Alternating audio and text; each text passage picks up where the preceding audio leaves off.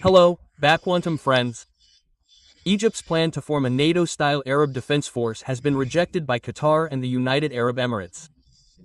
Oh, this is Qatar being messed around, but it's also the one who doesn't agree with defense facts like this, huh? Just messing around again, Mr. David, right? Greetings.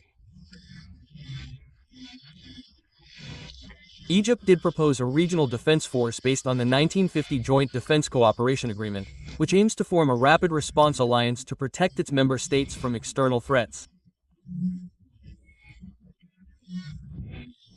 Yes, you know who the last king in the Middle East was, right?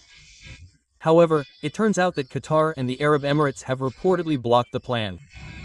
Egypt proposed this plan at the Doha summit this week, which brought together leaders of the Arab League and the Organization of Islamic Cooperation, OIC.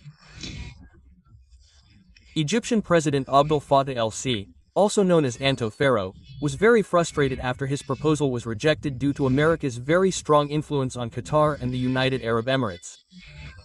Yes, Trump said shake, Qatar, boss. Trump said krot, right, that's wrong. Because so far, the actions of Arab countries have been half-hearted, sir. Right?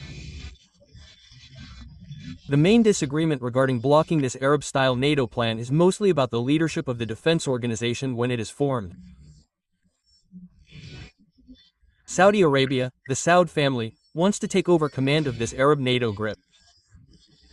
Meanwhile, Egypt argues that they are the strongest and in the best position due to their military experience and long combat experience. The Gulf states also refuse to include Iran and Turkey.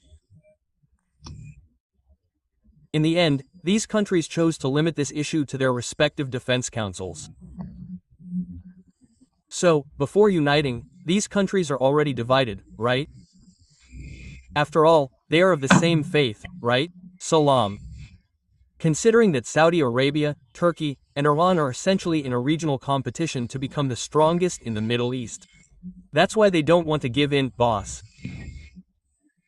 Yes, America also promised that President Donald Trump would manage the crisis and restrain Prime Minister Benjamin Netanyahu from launching a similar attack on the Gulf states. In 1979, Egypt became the first Arab country to reach a peace agreement with Tel Aviv and normalize relations. However, Egyptian public opinion currently believes they remain enemies. Meanwhile, the United Arab Emirates and Bahrain normalized relations in 2020, and Qatar itself has no official ties.